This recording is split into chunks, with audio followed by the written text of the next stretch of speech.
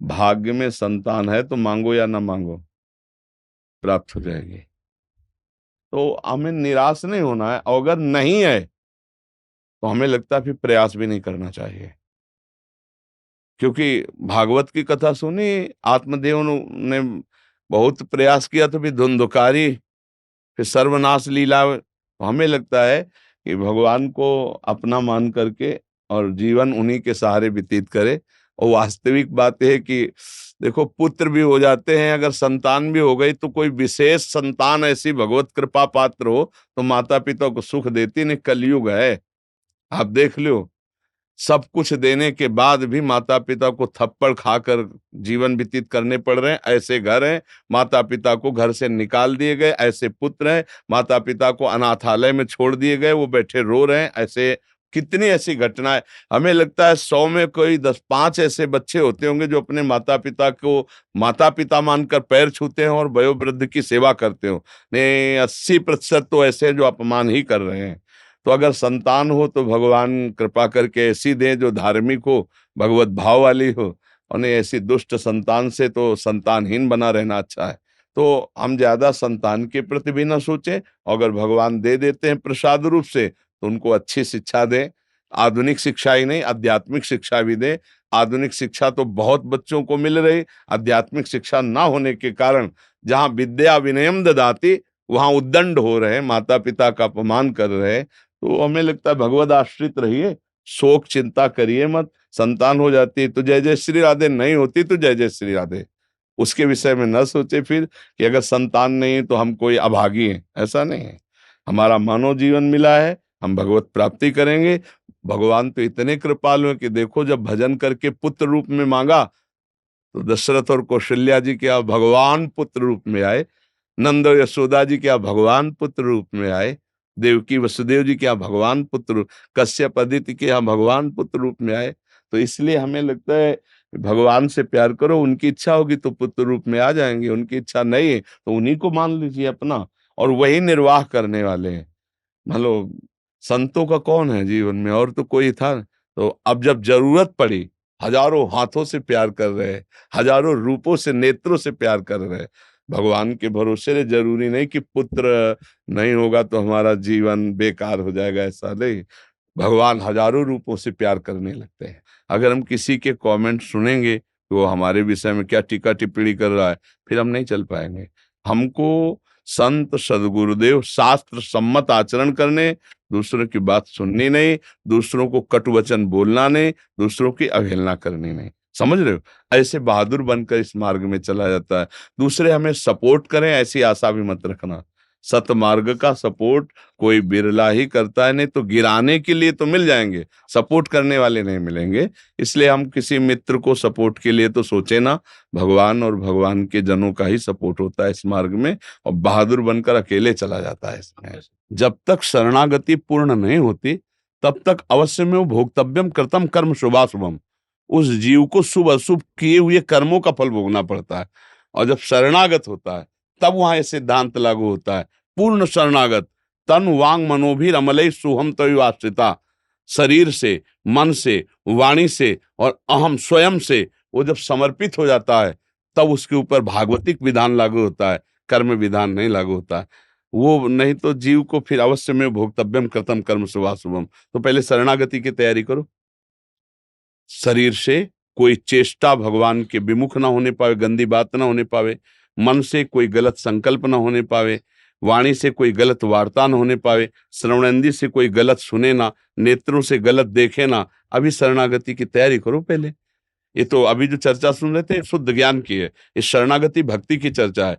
इसमें जहां शरणागति हुई इष्ट की, तहां निर्भय निश्चिंत निशोक अद्भुत आनंद, राधा राधा राधा राधा। अब उसके ऊपर जो विधान होगा वो भागवतिक विधान होगा, कर्म विधान नहीं होगा, क्योंकि संसारी आदमी नहीं, वो शरणागत है। बात समझ रहे ना? वो अपने इष्ट के विधान को आंतरिक और बाहर दोनों जगह देखता हुआ संतुष्टायन केनवा, वो संतुष्ट रहते हुए परमात्म चिंतन में रहता है, उसकी स्थिति रहती है। अभी आपकी स्थिति थोड़ी है। देखो, जब कोई नौटंकी नाटक में जाता है तो उसको पता होता है मैं ये नहीं हूं, मैं थोड़ी देर के लिए राजा बनूंगा और ये थोड़ी देर के लिए रानी बनेगा। ना कोई राजा है ना कोई रानी है, नाटक मंच पर है। ये जगत नाटक का मंच है, यहाँ ना कोई पति, ना कोई पत्नी है, ना कोई पुत्र है, ना कोई पिता है। एक नाटक है थोड़ी देर के लिए, लेकिन नाटक कौन मानता है? सत्य मानता है इसे। पुत्र के वियोग में उसकी हालत क्या हो जाएगी? आप सोचो, वो नाटक माना था क्या? और जो नाटक मानते हैं उनको कोई फर्क नहीं होता। आए की हुज्जत नहीं, गए की तलाश नहीं। जन्मा तो भगवान की इच्छा, मरा तो भगवान की इच्छा। उसको संयोग वियोग में दुख सुख का अनुभव, द्वंद्व विमुक्ता होता है। लेकिन इतना बड़ा जगा हुआ पुरुष कोई बिरला ही होता है। अपने लोग नाटक नहीं कर रहे, अपने लोग सत्य मान रहे हैं, इसलिए मन भारी हो जाता है, इसलिए दुखी हो जाता है कि कब तक सहूं। लेकिन नाटक तो नहीं किया ना, आप सत्य मान लिए ना। अगर नाटक में देखो, तो जैसे नाटक में सिपाही का रोल हुआ, चोर को पीट रहा है, तो ना चोर को दुख है ना उसको सुख है, पर एक्टिंग पूरी वैसे ही कर रहा है। यहां हम सत्य मान लिए अपने को शरीर, सत्य मान लिए अपने संबंध, तो अब हमारा मन भारी तो हो ही जाएगा, क्योंकि सत्य मान लिया ना। और वहां नाटक नाटक दोनों बाद में एक हाथ मिलाएंगे कि यार तुमने क्या बढ़िया रोल किया, वो कहेगा तुमने भी बहुत बढ़िया रोल किया। तो रोल किया केवल, हम सत्य थोड़ी बन गए, न राजा न रानी। वो तो 2 घंटे के लिए राजा रानी का रोल था। ऐसे ही अव्यक्तादीनि भूतानि व्यक्त मध्यानि भारत, अव्यक्त निधनान्य तत्र का परिदेवना। तुम पहले स्त्री नहीं थी, तुम बाद में स्त्री नहीं रहोगी, बीच में स्त्री शरीर मिला है, बीच के नाटक के लिए क्या रोना। इसलिए हर कार्य करते हुए अच्युत भावना से युक्त होकर स्मृति में डूबने का प्रयास किया जाए। वो चाहे नाम स्मृति हो, या रूप स्मृति हो, या लीला स्मृति हो, या धाम स्मृति हो। अगर भगवद स्मृति का निरंतर तार नहीं चल पा रहा, तो अभी हमारे जीवन में अधूरापन है। हमारे जीवन की पूर्णता भगवद स्मृति ही होगी। कोई भी हो, कहीं भी हो, कैसे भी हो, स्मृति परायण भगवत प्राप्ति का ही परम हेतु है। अनन्य चेता सततम यो माम स्मृति नित्य सहा तस्याहम सुलभा पार्थ। अगर ये अनन्य चिंतन नहीं है, तो गोस्वामी जी कह रहे सो सब धर्म करम जरी जाऊ, जहाँ न राम पद पंकज भाऊ। जोग कुजोग ज्ञान अज्ञानू, जहाँ नहीं राम प्रेम परधानु। सब साधन कर यह फल सुंदर, प्रभु पद पंकज प्रीति निरंतर। यस्य स्मरण मात्रेण जन्म संसार बंधनात् विमुच्यते, नमस्तस्मै विष्णवे प्रभु विष्णवे। स्मृति, मधुर मधुर स्मृति, अंदर ही अंदर भगवद स्मृति का तार, अव्यावृत भजनात् अखंड स्मृति। फिर जितने भी धर्म कर्म हैं, ये सब भगवत स्वरूप हो जाते हैं। हमारी स्मृति विषयाकार, हमारी स्मृति जगदाकार, हमारी स्मृति देहाभिमान से युक्त, देश संबंधों के सुखों में भोगों में कोई खास बात नहीं हुई जीवन में। बस ये बात देखो, भगवान की कृपा से अपने लोगों का मिलन होता है। जब द्रवहि दीन दयालु राघो, तो साधु संगति पाइए। साधुता का तात्पर्य होता है लक्षणों से, वेश से नहीं। तो जैसे अपने लोग भगवत गुणगान, भगवत दास हैं, सब भगवत यशो गायक हैं, उनके यश का गान करने वाले। तो हमारे जीवन का चरम लक्ष्य होना चाहिए स्मृति। भगवत स्मृति में डूबे हुए भगवत गुणगान, भगवत भाव से किसी की भी सेवा। और भगवान मुझे निमित्त बनाकर केवल कर रहे हैं, करना उनका है। एक मैं निमित्त मात्र हूं, कहीं भी अहम ना होना, यही हमारे जीवन की परम आध्यात्मिक संपत्ति है। अगर स्मृति विहीन मिनट गया, वो बड़ी हानिकारक है। का हनुमंत विपति प्रभु सोई, जब तो सुमिरन भजन न होई। स्मृति के साथ सेवा, सुमिरन स्मृति और भज धातु सेवायाम भजन। मतलब आपकी सेवा स्मृति के सहित, मतलब मामनुस्मर युद्ध च, मामलेश्वर युद्ध च, मेरी स्मृति स्मरण और अपने कर्तव्य का पालन। बस ये सार बात समझ में आई है। जो जहां है भूरिदा जना, जैसे भगवत चर्चा, भगवन नाम, भगवत स्मृति, ये सबसे बड़ा दानी जो स्वयं स्मरण करे और दूसरे को स्मरण कराए। पर वो तभी हो सकता है जब कथयन्ति च माम नित्यम और तुष्यन्ति च रमन्ति च। इसको बहुत आंतरिक भाव से समझना है।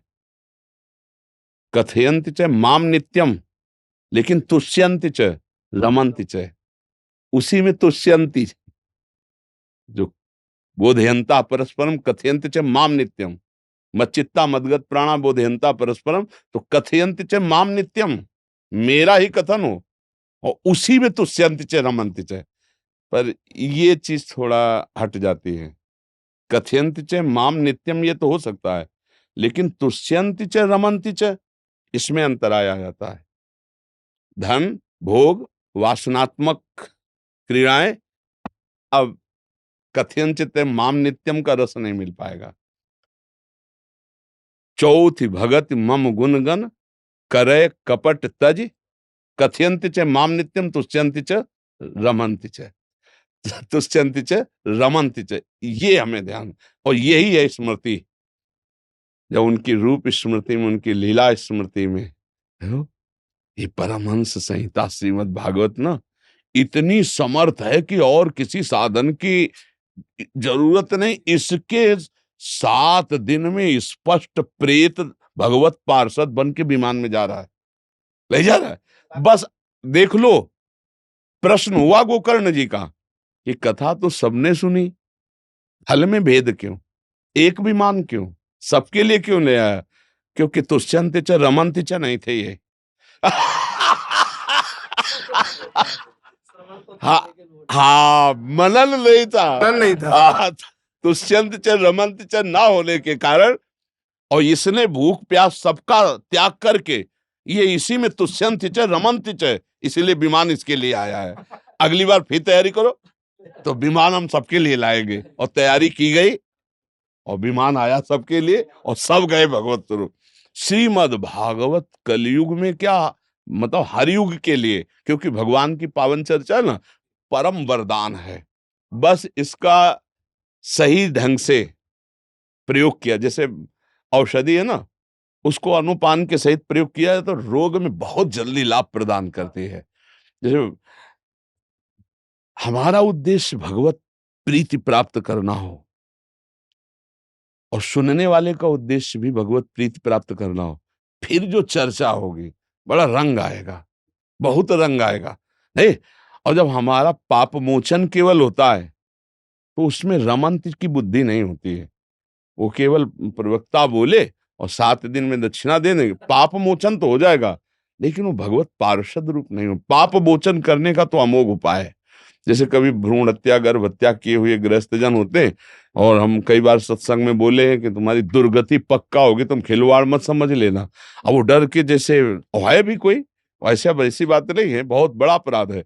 तो जैसे पूछते हैं तो उनसे कहते हैं कि एक ही उपाय है, 7 दिन संस्कृत से श्रीमद् भागवत अपने कान में सुनो, वो जादू करेगा तो कि तुम्हारे ऐसे महत पापों का नाश कर देगा। खुली बात है, दूसरा कोई उपाय नहीं। ऐसा विद्वत जो पूर्ण रूप से उच्चारण पवित्र करके और आपको पूरा मूल सुनावे, तो फिर निश्चित बड़े से बड़े महत पाप का नाश करने के लिए श्रीमद्, जो आनंद वर्धन करने वाला, भूले हुए विषयों में जीव कम से कम राम कृष्ण हरि की जो चर्चा सुन ले तो इससे मंगल हो जाए। बहुत भगवान की चर्चा में बड़ी सामर्थ्य है। बड़े बड़े साधन करने वाले जो प्राप्त नहीं कर पाए, केवल भगवान की चर्चा सुनने वालों को भगवत प्राप्ति हो गई।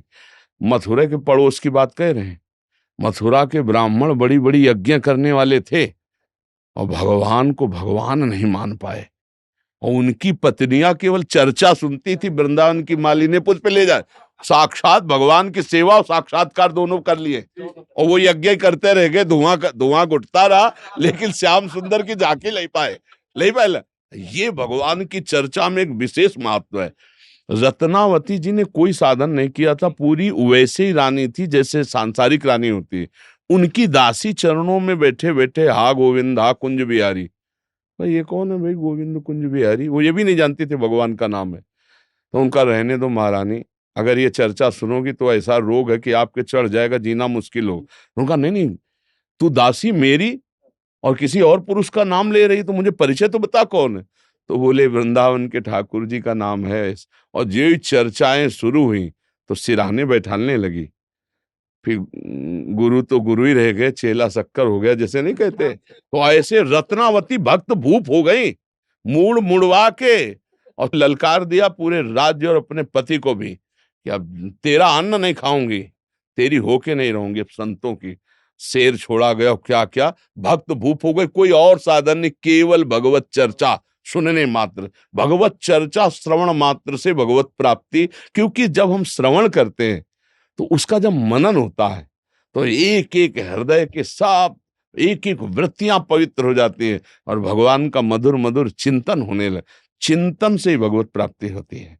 भगवत श्रवण कथा का मतलब है कि जब हम श्रवण किया तो उसका मनन होने लगा, चिंतन होने लगा। अब भगवत प्राप्ति दुर्लभ नहीं, भगवान के चिंतन से ही भगवत प्राप्ति होती है। भगवान कहते हैं अभ्यास योग युक्तेन चेतसा नान्यगामिना। ऐसा अभ्यास कर लिया जाए हमारा चित्त और कहीं जाए ना। मधुर मधुर उनके रूप का चिंतन, लीला का चिंतन, गुण का चिंतन, कि भगवत चर्चा सुने। और दिन में 24 घंटे में अगर 10 ही मिनट नाम जप कर ले तो काम हो। 10 मिनट एक नाम रजिस्टर में भारी पड़ेगा। हम कहते हैं एक बार बोला राधा जिंदगी में, अब जब रजिस्टर उनका नापा जाएगा ना, एक नाम में पूरा हिसाब बदल जाएगा, एक नाम में हिसाब बदल जाएगा।